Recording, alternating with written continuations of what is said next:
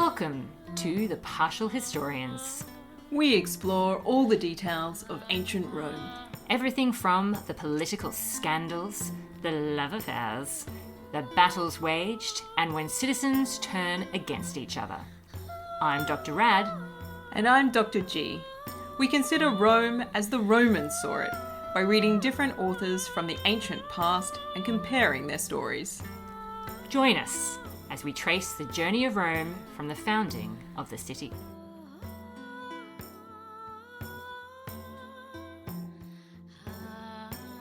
Hello and welcome to a brand new episode of The Partial Historians. I'm Dr. Rad, and this intelligent, ravishing creature next to me... It's Dr. G! Yay! I feel very complimented. Is it my sequined dinosaur t-shirt? I mean, if that doesn't scream intelligent and ravishing, I don't know what does. Oh, you're so kind. So I'm thrilled to be back again in the studio, talking about ancient Rome with you. Yeah, we've been exploring ancient Rome from the foundation of the city, and we are well into what is the early Republic at this point. It's around about 425. It is. BCE. I feel like we've really raced ahead suddenly. Like for a while, it was just like moving through slow-setting cement. Like we just didn't feel like we could get out of the middle of the 5th century BCE. And then here we are. We're getting so close to a new century. Things are speeding up. Yeah. And I think we have to thank our missing source material. I was going to say, it's probably not a good thing. It's the fact that everything seems to be a little bit blanker somehow. There are a lot of fragments. But before we get into 425 and maybe what we could possibly know about it, let's do a little bit of a recap of where we're up to and just think a little bit about 426 and where the land lay at that point. Well, it's a difficult one because to give a recap of 426, Dr. G, is but to give a recap of 437 as well. It's a tough time in our Roman source material. And it centers around this guy, Aulus Cornelius Cossus, who is most famous in all of Roman history for being one of the 3 Roman generals to achieve taking the Spolia Opima. I feel like that should have been assigned to them, that they were maybe making it too hard.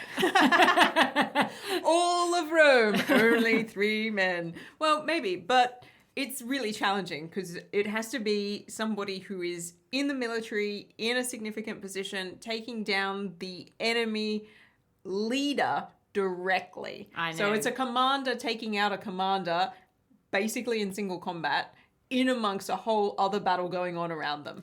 And it makes it even more difficult because technically he may not be that person because he doesn't seem to have been a commander potentially when he did this.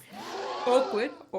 Yeah. Like 426 is one of the years. He also could have done it in 428 when he was actual consul. That would make narrative sense to me. Yeah. And that's the date I would hone in on. But it could also have been as early as you say, 437, 438 as well. Yeah. So everything's a little bit hazy. But the bigger context for who Aulus Cornelius Cossus was fighting is Veii.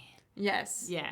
He's fighting the Etruscans. Yeah. And Rome at this point in time, the big picture is that Rome is sort of finding its way with its neighbors. Like, how does it sit within the broader Italian landscape?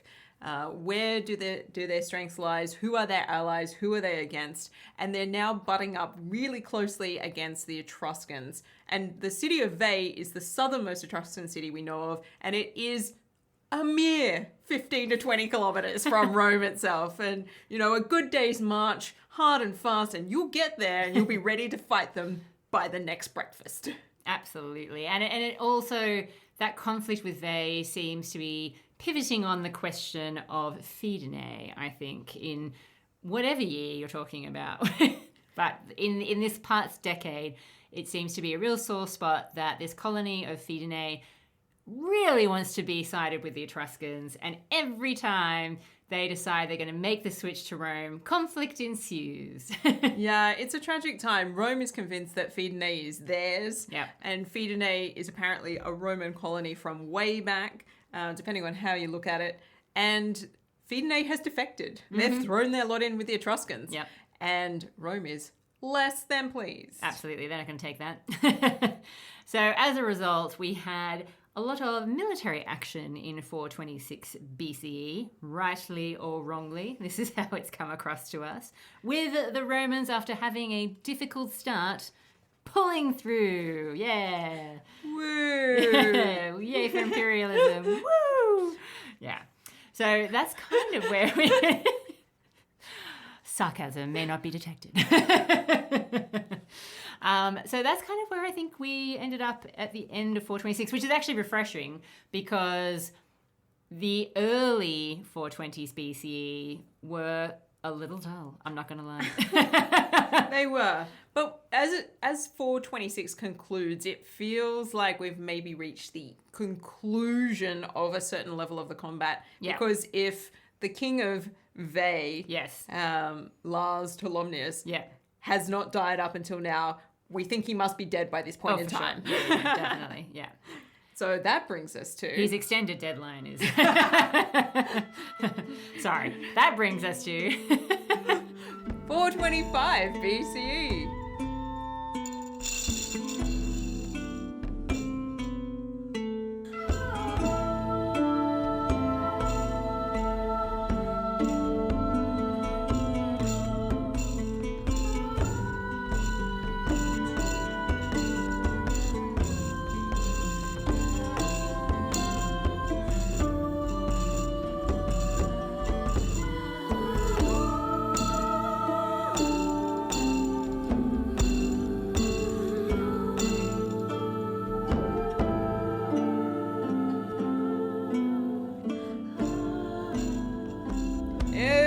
Welcome, one and all. Roll up for 425 BCE. Oh, yeah. Guess Very what? exciting. Yeah. Dionysius of Halicarnassus is missing. Oh, party on. Livy is not. The Fasti Capitolini are missing. Oh, really? Wow. They are. They've been missing for a little while now, and they Well, you kept that quiet. I mean, there was no point to mention them. So this year, I have 4 military tribunes with consular power. Now, I would love for you to tell me their names, Dr. G. But before you do that, I would like to pause because I was talking with a learned gentleman the other day who asked me to explain where the title of tribune actually comes from. And it's a good question because it does have tri in it. So a group of 3. But we can already see with the plebeian tribunes that maybe it depends. Sure. And I think it also has this link to the fact that Rome, I mean, at least according to their own history, Rome was organized into tribes. And so tribune was often a title given to someone who was the leader of some sort of group that had something to do with the tribal organization. And if we think about what you were saying in terms of the number and that idea of where does the word tribune comes from, Romulus originally divided the population of Rome up into 3 tribes, correct? Yes, correct. Yes. And so this is a title that a lot of people get in some format or another. So, for example, obviously we've got the tribune of the plebs. Now, we don't think that the tribune of the plebs have a particularly strong connection to the tribal structure. To the ancient tribes. Yeah, no, we don't think so. But it makes sense, obviously, that they are presiding over a body where people are organised. It is a tribal assembly, essentially, that they're presiding over as well. So there's a connection there. It's also just, to say, a word that the Romans start to use for these people who are leading some sort of tribal group. And I'd say it's also something that, therefore, the more they get into the habit of using that for these people, the more that the practice of using that term, obviously, continues on. And then, obviously, when we've got military tribunes refer to leaders, obviously, of a particular army group. Again, probably very early on in Rome's history, there was probably some sort of tribal organization to the group that they were commanding, but eventually it doesn't have anything to do with that, but the title stays. Yes. Yeah, the meaning changes, but the word remains. The word lives on. And so obviously military tribunes with consular power is, apparently the Romans putting this idea of, well, plebeians, they don't have the auspicium to be... they can't be a consul like the patricians can. We have the auspicium. We monopolizing all the auspicium that's out there. So you can't hold that position. And therefore they've used this position, this military tribunes, and given it the authority or the power of the consul without giving it the actual consulship. So, yeah. It's a very fine line, isn't it? So complicated to try and explain. And yet, for all of the explanations that are put forward for the idea that these military tribunes with consular power should open up the position to people who aren't necessarily patrician, what we tend to find is that they're largely patrician. Yes. And see, I was reading this really interesting article the other day, which puts forward this argument that at this point in Rome's history, this idea of consuls, praetors, military tribunes with consular power, it's all just a lie.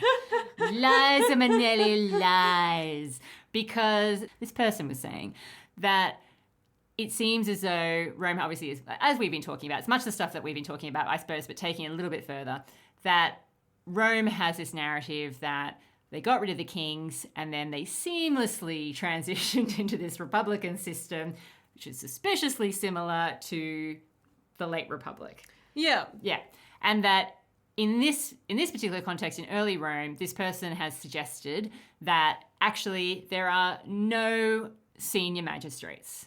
So consuls, praetors, military tribunes with consular power, it doesn't exist at this point in time. It's something that exists a bit later, probably about, if we're at 425 right now, probably, about 80 years. That's when we start to see the appearance of these sorts of things.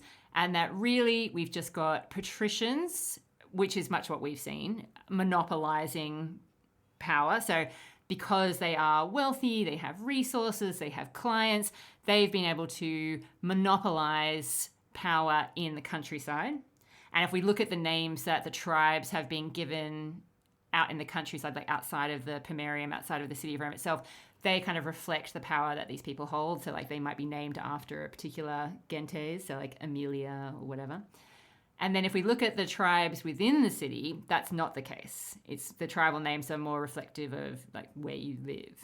It's like the Palatina or something like that. Yeah, look, I think it's pretty fair to take the position that the way that state structures form is slow and it's a process and things are not necessarily set in structures that make sense, and structures have to alter and change and adapt to situations. And part of the challenge for historians is that there is very few ways for us to get closer to what actually may have happened in the past than we already are. Yeah, and for sure. And so these written sources that we're relying on, whether it's the Fasti, whether it's Dionsysius or Livy, these people are doing the best they can. I like to give them the benefit of the doubt. Doing the best they can with the information that they have at hand. But the way that information is kept and conveyed over time is problematic. Yeah. And it's not rigorous in the same way. Like, we live in this internet age where we have an overabundance, if you like, of information. Yeah. But that doesn't mean that it's easy to access the information that is actually useful and good and true. Yeah. And we know that truth is a multiplicity, depending on your subjectivity. So if we take all of those ideas that we understand into account, the complexity of what's at play here is far beyond what we're going to be able to discern from the source material. Yeah. And there's lots of things that we don't know. So the best that we can say in this sort of case is that, yes, something like the name tribune has a couple of different sort of etymological connections that it could draw upon to make it make sense. But at the same time, it's clearly in use. And when language is in use, meanings change and adapt to the necessity of the moment. Absolutely. Not holding true to the etymology of how it originally came about. Yeah, and I think this is the thing. As you say, I don't believe, I like to say lies, Manelli lies, but I don't think that, as you say, that they're totally making this up. It doesn't mean that these people that we're talking about didn't exist. It doesn't mean that the actions they took weren't taken, that events didn't happen and that sort of thing. I think it's kind of more maybe the titles that people held and that sort of thing, or the idea that maybe that the state was quite so formalized, which is something that we have been talking about for a really long time in this early Republican period. And I must admit, I was kind of convinced by the idea that when you look at even in the periods where we're a bit more convinced of the fact that like the consulship or the praetorship or whatever the title was given did exist, the kinds of things that those people would do are military. This idea that you might have a division of power between civilian and military positions. And therefore, these people that we're talking about, like, there's no doubt that there were people out there wielding military power. Definitely the patricians held that. I mean, it seems likely. It seems very likely. I mean, that makes total sense. And therefore, this idea that, that these guys are the ones commanding the armies makes 100% sense. It's the question, I suppose, is, do they actually hold this formalized position? And are they quite as dominant inside the city as the sources sometimes make it sound?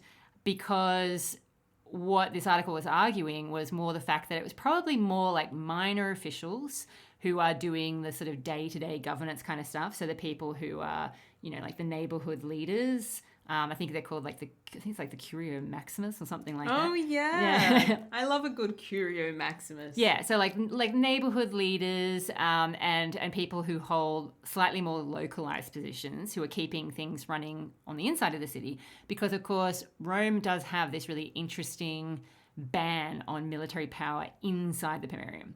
The fact that the military assemblies, that generals, that soldiers, they all have to stay outside of the Pomerium. It means that whilst the patricians might be able to throw their weight around in terms of military matters, they need a different outlet for that inside the city. And that comes back to what we've talked about before in terms of them potentially dominating the priesthood and therefore being able to keep control over things like law and judicial matters through their kind of jealous guarding of the knowledge around how things actually work around. So a lot of the stuff that we've said makes sense. It's just maybe you take away the sort of official titles. Oh yeah. Yeah. We got no guarantees on titles around here. Yeah, exactly. Yeah. But I just thought that was interesting because it's so hit the mark with so many of the things that we've been talking about in terms of the fact that like these ideas and these structures probably come in later, but you can still see the events happening and the patricians and the plebeians potentially having issues of tension around who has power, and the tribune of the plebs coming out of that in terms of being able to provide protection, particularly the tribune of the plebs being connected to the city of Rome where the patricians don't have that military power. It was just really interesting to sort of see that all coming together in one article, which I was like, yeah, this makes sense to me. Look, and I think this sort of thing is really important because we're not sure how the Roman state really develops. So it's like, they tell this history about themselves. Yeah. And that's fine. And we're going through it and sort of, delving into it as we go along. But we're not sure about consuls at this point in time. We're not sure about tribunes at this point in time. We're not sure about the social division between the patricians and the plebeians as even being a plausible thing at this time. Yeah. And so we're dealing with a murky history of Rome where later Romans are trying to interpret and understand themselves by sort of like retrojecting like what would be the previous steps. Yeah. What would make sense for this thing to exist now. And they see it as a gradual sort of process. But it's open to interpretation. Oh, look, I think the base story 100% makes sense, which is you've got a powerful aristocracy, which is able to assert itself and remain dominant for some time once you no longer have a king. Yeah. Because there's no one keeping them in check anymore. And then you have the people reacting against abuses of power and corruption. And that's where you get the birth of something like the tribune of the plebs. And luckily for them, the tribunes of the plebs, well, not luckily, I mean, it's not a coincidence, but with the development of the tribunes of the plebs developing that power of, or that oath being taken to protect them physically, so making them inviolate, it offers them a level of protection, particularly because they are based in the city. that You might not be able to have a sword in the city, but nobody can stop you getting beaten up unless we say so. yeah, exactly. But that idea of there being that protection and the fact that the Romans, who are the elite, they can't just bring their soldiers in and kill these guys. I mean, if you think about, this article made the point that's really annoying because I want this guy gone. Exactly. Well, they were making the point of like how easily did they get rid of Spurius Maelius? Well, pretty easily. But he wasn't a tribune. But I think they broke the state to do it. Well, sure, but like at the end of the day, they got rid of him pretty easily, and he wasn't a tribune. He was just like a guy that was making trouble for them. Why wouldn't they do that with the tribunes unless they are respecting this? Yeah, but we also don't know when a tribune becomes inviolable. I know. And we also don't really know when the Pomerium becomes the be-all and end-all of entering or not with a sword. No, but it just made sense to me in the sense of like the fact that there are more tribunes, it seems, than there are, say, consuls. Like if we're going by the official two consuls. And I think part of this, and we will get onto those military tribunes, I'm not going to leave you hanging. Yes. Pause for the longest digression known to man. Hi, Herodotus. Hello. We'll come back to those guys in a sec. But the thing with the military tribunes with consular power is that it is clear that even from the long distance of looking back over the 300, 400 years of history, that people in the late Republic understood Rome as not being an all-powerful entity right off the bat. For sure. It is a city of struggle. Yeah. And it is not just a struggle which results in having to exile kings and getting rid of the whole idea altogether. It's a struggle to build a workable idea of how a state looks if it's not run by one person. Yeah, absolutely. They're really struggling to figure out how to do it, and they're being pressed at this point in time from all sides. Yeah. Everybody around them wants nothing to do with them. Yeah. It is a constant jostling, and it seems like every city state, essentially, because you could think of them as sort of isolated states, that they're all struggling for and jostling for their position in central Italy right now, and Rome is just another city trying to do its best. Oh yeah, absolutely. And that's what I mean. This kind of made sense to me. And also, I mean, also the idea that Rome will continue to be struggling to assert itself for quite some time. And the idea that consuls... Foreshadowing. Yeah. The idea that consuls and praetors don't really develop a strong connection to civil administration and civil governance until quite some time later, because they're still dealing with all this military stuff. That's still their main point of existence and still their... Yeah, you gotta have that imperium. You know what I'm saying? You gotta have it. Yeah, exactly. And I was like, yeah, you know what? That is true. And the fact that tribunes of the plebs obviously become, so powerful. But again, over time. Yeah. Very much over time. And we see them struggling here. All right. Yeah. Digression done. Thank you for indulging me. Oh, it was a pleasure. It's always interesting. So, military tribunes with consular power. It's 425 BCE. Yep. Who have we got riding that wagon? Well, Aulus Sempronius Atratinus. A name I've heard before. Yes, you might remember him as being part of the Suffolk consulship in 428. Lucius Quintius Cincinnatus. Another name I was very familiar, but not the guy that you're thinking of. Also Suffolk consul in 428. Yeah. Lucius Furius Medulinus. Military tribune with consular power in 432. And Lucius Horatius Barbatus. Nobody's ever heard of him before. But we have heard the name Horatius before. We have. Yeah. But it's interesting to me that we've got 3 out of our 4 military tribunes people who have either previously held the consulship or the military tribunate with consular power. Yep. Previously. True.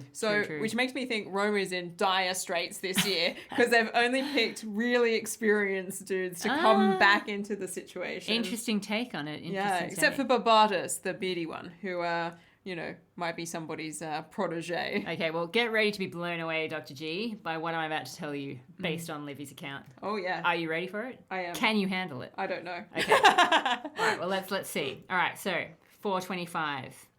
Livy tells me that they was granted a truce that was supposed to last for 20 years, and the Aequians were granted a truce of 3 years. Now, they had wanted more, but that is all they were going to get from Rome. And that's it. That's it. That's it. Explicitly, he says, there were no foreign problems and no domestic problems. That is it. Wow. All of that experience in the military tribunate. And for what? Well, this is why I was curious by your take on it. I was like, Just you wait. Yeah. Do they need all this experience? I don't know that they do. I mean, maybe. I mean, I understand that, the war with Fidene has been concluded because, they shoved a whole bunch of the troublemakers into Ostia, repopulated Fidene with some Romans and be like, you two behave yourselves now. Yeah. And then there was slaughter. So much slaughter. But I didn't realise that the situation with Veii was coming about. So I did a bit of a timeline, a recap. Oh, okay. Yeah, because cool. I've got nothing to talk about. I have no source material. Go for it. I mean, I've got Diodorus Siculus, who, questionable at You best. may as well have no sources. I like that man, but he's very focused on the Peloponnesian War.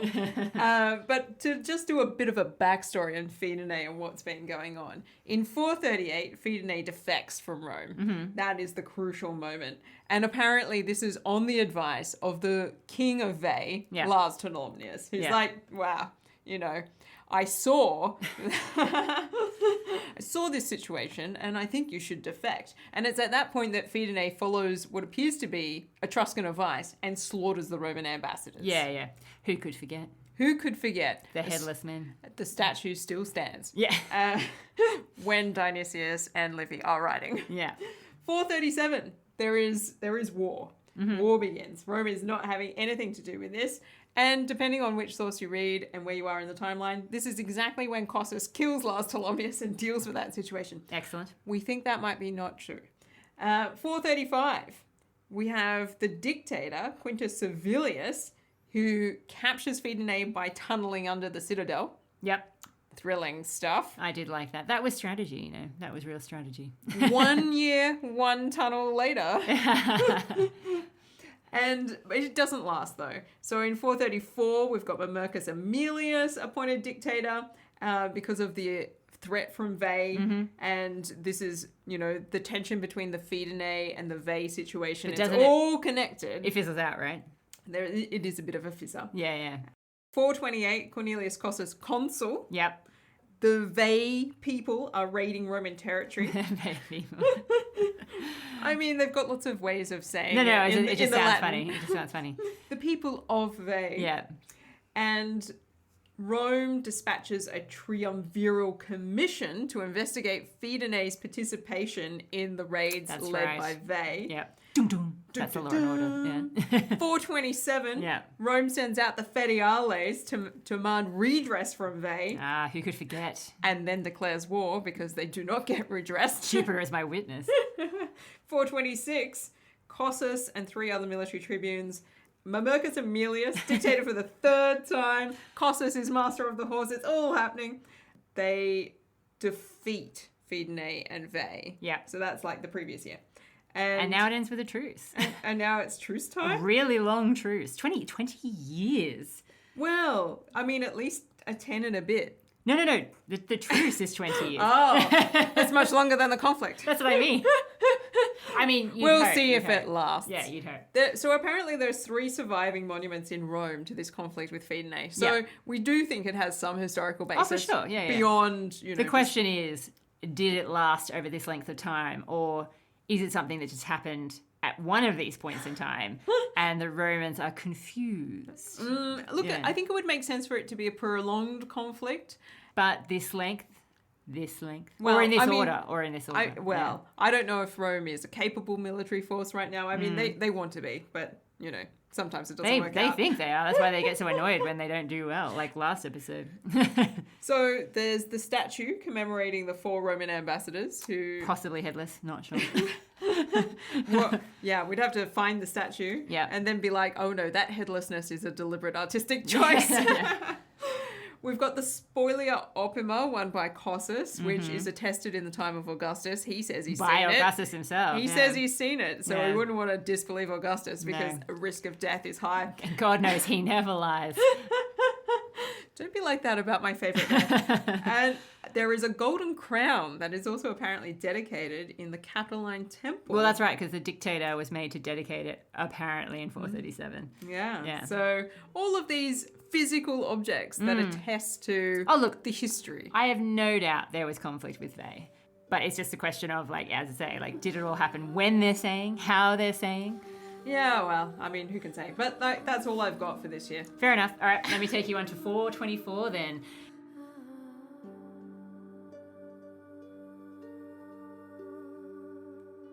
Hello to listeners of The Partial Historians, and thank you to the Partial Historians. My name's Neil, and I'm the host, creator, and pretty much everything of the Ancient History Hound podcast. I'm all about ancient history, and this includes ancient Greece, Rome, and other cultures from antiquity.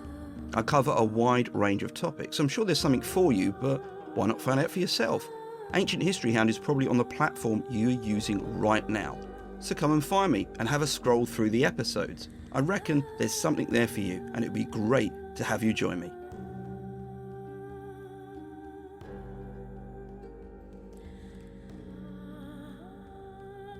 In 424, we once again have military tribunes with consular power.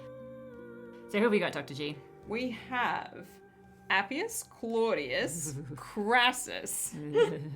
Yes, Appius Claudius returns.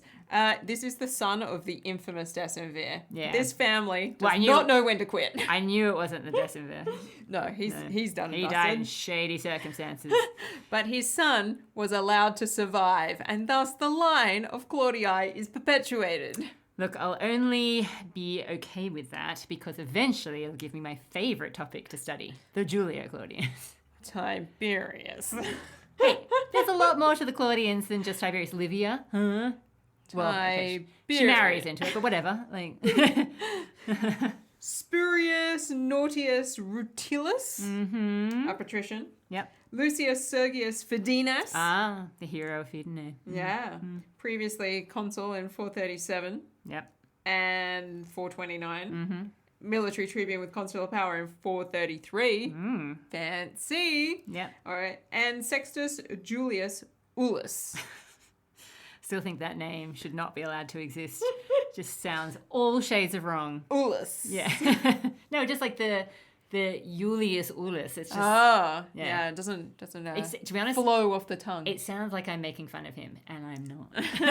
It's his name. Yeah.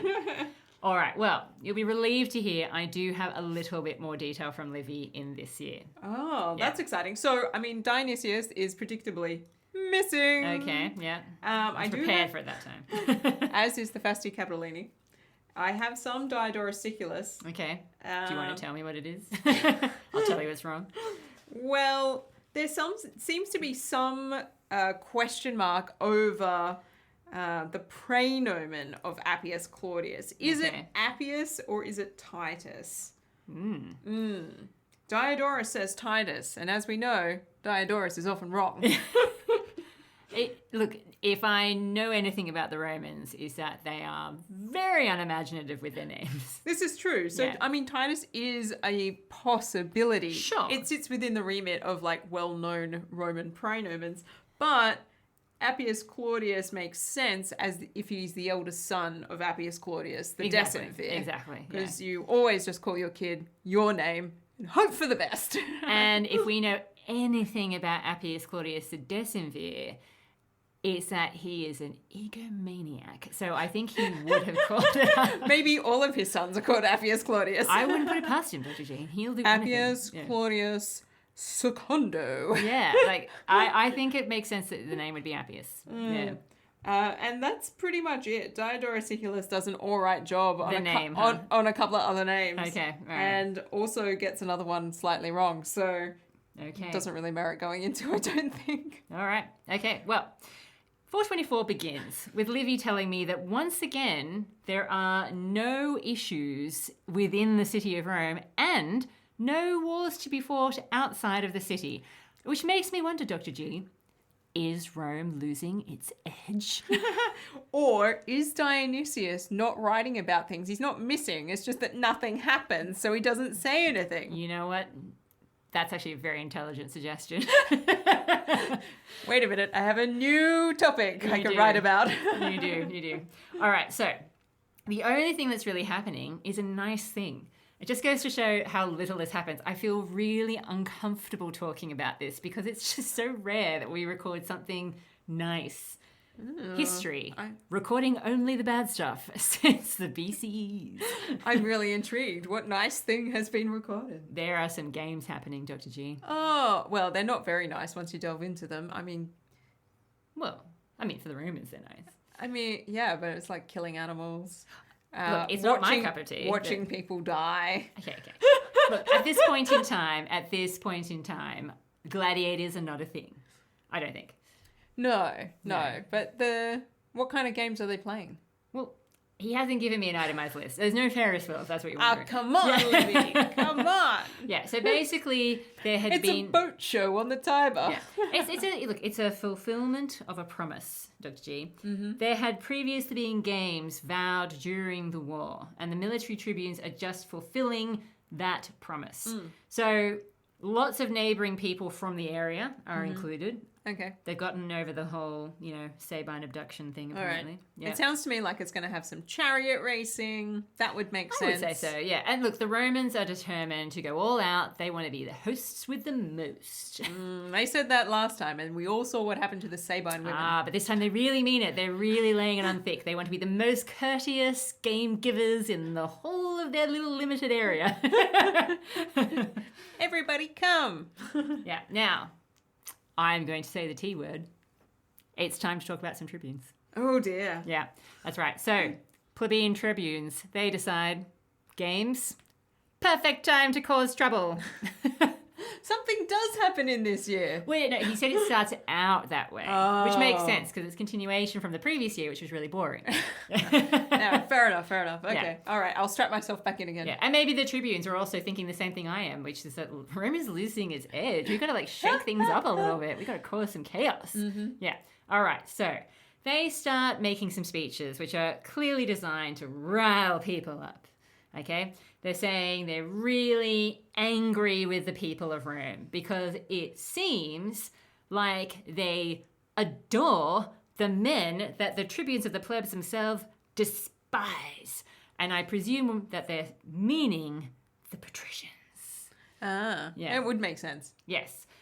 I hate those guys. Exactly. And they're like, people are not rising up against these aristocrats. But I love a good chariot race. Can't I do this revolution later? No, we can't. Damn. Shut up, Timmy. So they're basically saying, why aren't you guys seizing opportunities? You aren't running for military tribune with consular power. What is going on? You're allowed to. What? They're losing their mind. It looks like a tough job, I got this family to feed and this farm situation over here. I can't spend a year away from the harvest. It's going to be no. So the tribunes point out that, look, if this is the way that you're going to behave, then you have no right to complain anymore that people aren't working hard on your behalf to try and make your lives a little bit better. That's it. We got to get together and protest. I definitely want to keep complaining. Yeah. They're like, look, it's not like being tribune of the plebs is a great gig, you ungrateful plebeians. It's freaking hard work and it's super dangerous. And for what? What am I doing this for? There's no reward for being tribune of the plebs. All we get is patricians hating us and targeting us. And that's hardly a reward if you guys aren't even going to use the rights that we have worked so hard to procure for you. Wow, it does sound like Livy is making the tribunate sound like a pretty lame place to be. Exactly. And this is where the article I was talking about comes in again, because it points out that if we actually think that maybe there were no official senior magistracies like consul or praetor or military tribune with consular power, then potentially tribune of the plebs was actually a relatively influential position. But as you have highlighted, we don't really know when it existed either. But it's certainly different to the other magistracies which will develop, in that they have very clear guidelines about this is the power that you have to achieve these goals. Yeah. And that's your area. Tribune of the plebs is very much more flexible, and it really is about the fact that the people seem to have originally taken this oath that they are going to protect Yeah, we want you. some representation. Yeah. And it's really shaped by the people in the role. Yes. So really, if these tribune of the plebs are a little bit upset about how that is going for them, I suggest they do something. Well, and this is the thing. This is potentially how the tribune of the plebs becomes more powerful, because the more that they can sort of play fast and loose with the fact that they can't be killed technically. I mean, like they can, obviously, but I am immortal. Yeah. I'm gonna live. I'm Gonna invincible. live forever. Yeah. No. Technically, obviously, unless somebody wants to get themselves into a whole lot of trouble, they can't be killed, and they only hang out in the city. So protection stands. Force field, activate. The Pomerium is up. I don't want to get into a religious doo-doo, so I'm going to let you live. Yeah. So the more that they can exploit that, the more that they can push their position into interesting developments, which might explain why they eventually get veto power. And not just veto power over, like, each other, but, like, veto power. I do love this, actually. This is not for much later, but I just have to say it now. I'll say it again later. I did not realize that when tribunes were first allowed to attend Senate meetings so that they could use their veto power, they initially weren't allowed to actually be in the room. They had to sit outside and shout, veto! Yeah, a bit like those moments where, like, you have Agrippina behind a curtain. Yeah. Being like, I'm listening. But it's even more hilarious that they're actually, like, everyone knows they're there. Yeah, yeah. The people they're- are expecting them to stand outside and yell in, veto! Yeah. No, you are not going to do that. Stop that! Yeah, stop that right now. Yeah. So anyway, that was a total another tangent. But it is interesting to think about the fact that potentially these people are, wielding some influence. And it's just like that classic thing that they've set up here of these senior magistrates who are apparently so important for legislation and that kind of stuff. And like, are they? Are they the people doing this? I don't know. But anyway.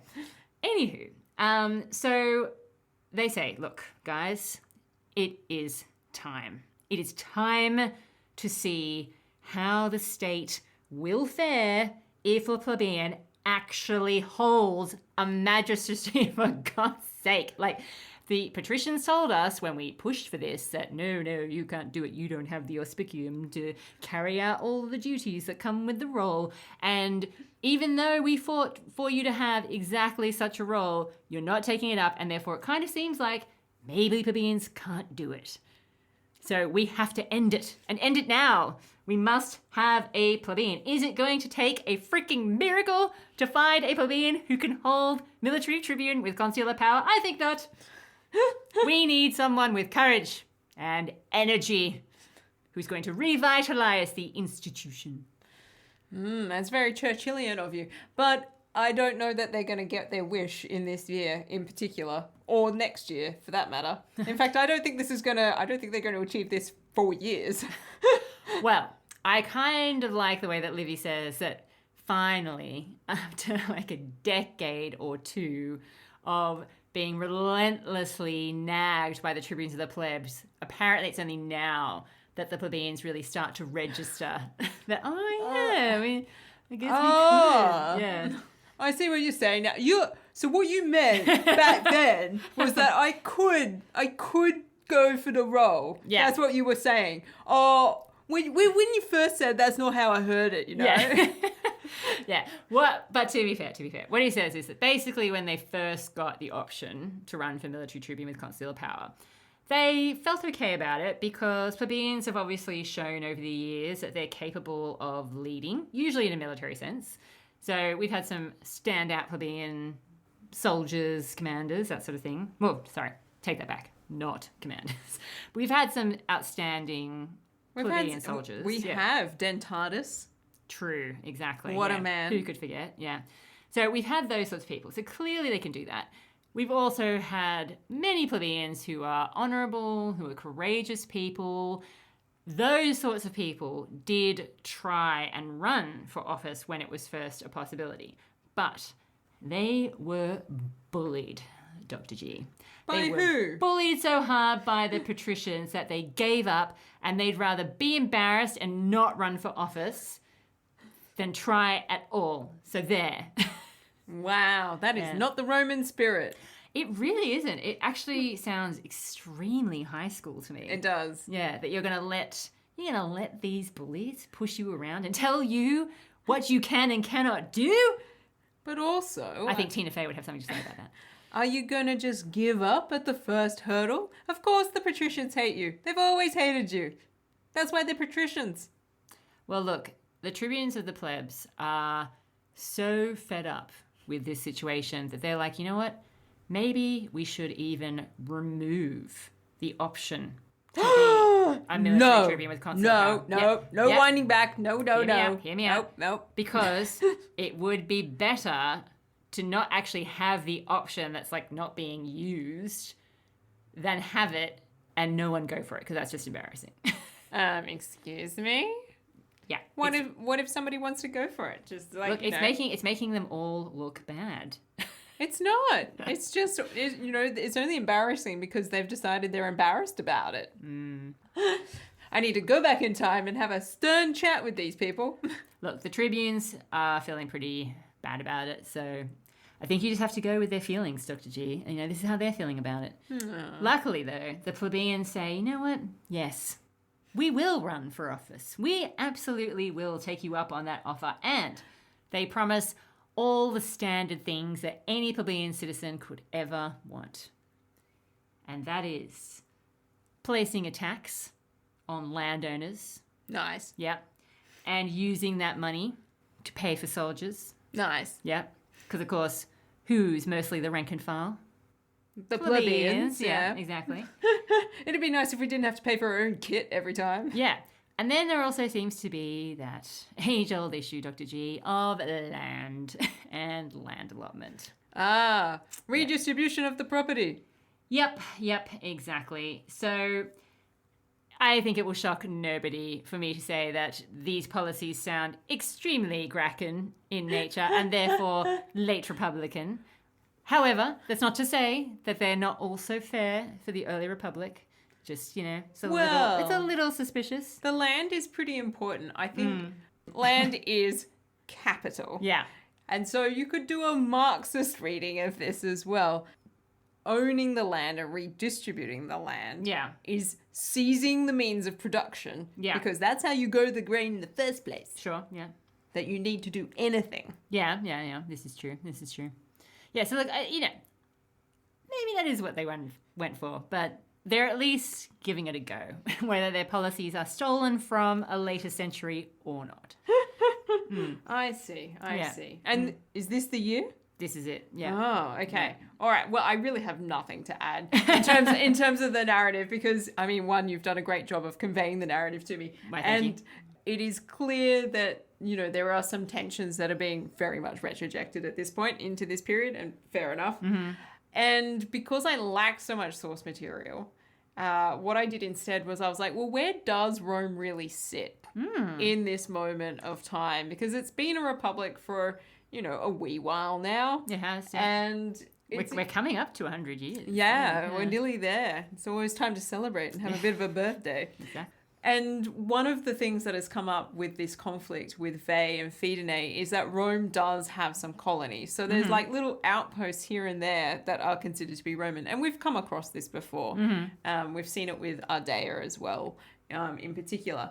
And so I went through and, Cornell was great, provided me a list of the places that Rome is said to have colonized early on. So Fidenae, quite early, a place called Signia, Circeii, Cora, Pomentia, Velitrae, Norba, Antium, and Ardea.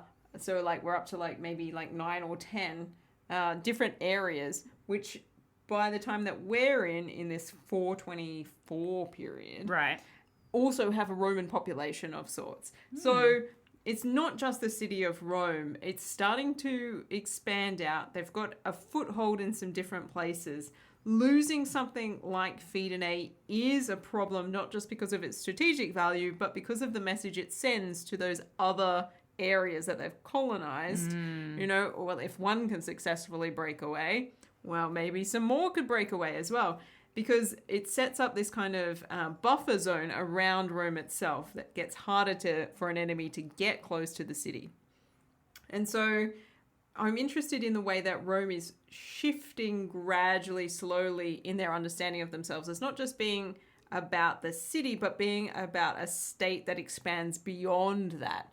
And they're starting to grow out, and we've been starting to see it for a little while. But that's kind of the lay of the land where we're at the moment. You know what? I know that that's probably not too bad, but I'm actually surprised it's not more. I guess it's because so many of the wars we've been talking about, they are defensive more than anything, I suppose. And they're mostly inconclusive. It's somebody steals the booty one year, somebody steals back the booty the next year. Yes. It's not like territorial acquisition. Ass. Well, you know, I mean, if I have to win something, better that than nothing. No, thank you. That geography is never my strong point. So I do appreciate it when others provide geographical context for me. Yeah, look, I'm sorry to say that we don't know where a lot of these are necessarily. I mean, some we do, Look, but we some have don't. to assume that they're not that But they far can't be away. that far away, No. can they? I don't think they're far away. No. So, I actually think this is probably a good place to wrap up this episode. Indeed. So we've got tribunes causing issues as they are wont to do. Look, they really just want the best for the plebs, I think. And, you know, don't we all? Look, I do. I know I do. And you know what? Sometimes it takes, you know, authority figures getting really angry with you and saying, look, you're not living up to my expectations. Sometimes, you know, it's hard to hear, but you need to hear it. But also, I believe in you. Exactly. You And know, you know what? You can do it, guys. Yeah, exactly. Take that power. You're running for office. It's great. All right, Dr. G. That means that it's time for the partial pick. We've had a listener complaint about my impression of an eagle, for which I apologize, but we'll continue to do anyway. I don't know how, because I've been cutting you out and putting in the actual sound effect for episodes. Oh my God. I know. We haven't had you doing the eagle in a really long time. I cannot believe that my mastery has been cut out. Well, clearly when I edit the episodes, I leave myself in. So I apologize to everybody. That's my editorial decision. You can add letting that to the everybody Partial down. Historians bingo game. Is Dr. G's eagle imitation cut out, or is it in? Because you can tell who edited the episode. That will be the giveaway. Yeah. Because obviously I'm an artiste and I leave my eagle sound effect in. Thank you very I'm much. mindful of the fact that Igor needs his regular income from appearing on our show. Oh, well. Yeah. Do you really want to put an eagle out of work? Or whatever type of bird that is we're using, a falcon, I think. Yeah, it's not an eagle. Apologies on that front as well. All right, the partial pick. Yeah. Rome has the possibility of winning 50 golden eagles. Mm-hmm. Let's see if they can do it. There's 5 categories out of 10 each. Yep. Military clout. No. In a year where nothing happened. Yep. Amazing how they've managed to let that one slip through their fingers. Yeah, 425, 424. I mean, they're recovering from like what appears to be a 10-year plus war. Excuses. There's other people apart from the Etruscans to fight. Wow, they're probably tired. All right, so we're 0. Yep. I agree. Diplomacy. Well, okay, there are 2 truces. We've got the very lengthy one with they. Yeah. Seems entirely undeserved. And then, That should keep him out of trouble. yeah, and then we've got the shorter one with the Aequians, which feels like the Romans didn't really want to give it in the first place, but they did. I see. So I don't know what that is. Maybe like a 3. Well, maybe even a 5. Rory's way too generous. Well, hear me out. I mean, I'll give you my rationale, Okay. and then you can disagree. All right. 5, because they has been a thorn in the side of Rome for nigh on 10 plus years, as far as our narrative sources are concerned. Nice use of And- Nion. And The Aequians are considered one of Rome's fundamental enemies. And they've managed to like tie things up with the Volscii for now. So getting the Aequians on board with the treaty as well is super beneficial, because this means that 3 of Rome's greatest enemies in this time period are now apparently, technically, locked into a truce of some kind. Yeah, I'll believe when I see it. Right. Look, I'll go as high as a 4. Oh, wow. Thank Okay. you for negotiating. Wow. All right, 4 it is. Expansion. No. Virtus. Oh, wait, actually, sorry. Rewind. Diplomacy, the games. Do the games count as diplomacy? Like inviting everyone from the neighborhood area? I guess it depends on whether you steal their women or not. They didn't. Ah. They were extremely polite. They were Well, on that their puts it best up to behavior. 5. Yeah, okay, 5. 5 it is, yeah. Yes. Expansion, still a no. No, yeah. That wasn't what we were rewinding to. No. Virtus. No. I don't think there's anything I mean, stand out. if you have to bully the plebs into like taking up power, I don't know if that's a Virtus That's been thing. happening for ages, yeah.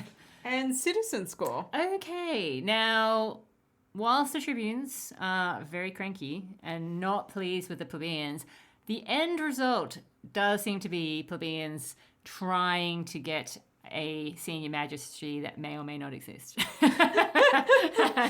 Well, I mean, that does sound like a great outcome. Yeah, but you know, like, okay, if we go with what Livy says, which I generally do, then And I have no choice but to at this exactly. stage. You're on my ride. So in that case, yeah, I mean, it's not too bad. Look, I don't think it's bad at all. We've got no wars. Yeah. All this diplomacy means that everyone gets to They stay got games, home. yeah. They got games. Yeah. They're not dying. No. And really, No plague. yeah, all Yeah. anybody wants them to do is to take and seize the power that the law says that they're allowed to have. Yeah. You and know? they are taking them up on that. So I They've think got it's their a confidence great back. time to be a citizen, really. Yeah. Okay. So maybe like a 5.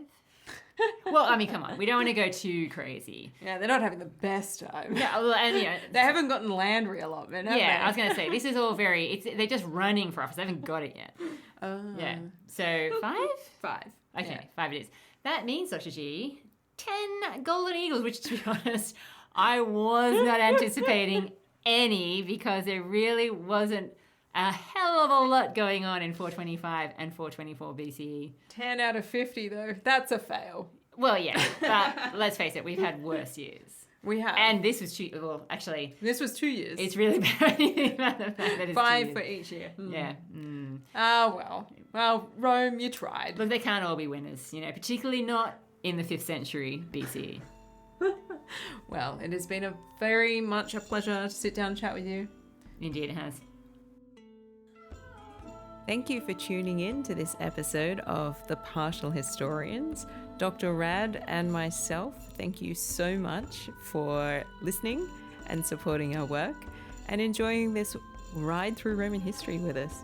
We'd like to send our special thanks to the following patrons: Roger, Steve, Maria, Anthony, Ryan, Frederick, Graham, Daniel, Jonathan, Mickey, Cara, Hilary, and Lucas. Some of these people started supporting us very recently, some over the course of the last year, and for all of them, we offer our huge thanks.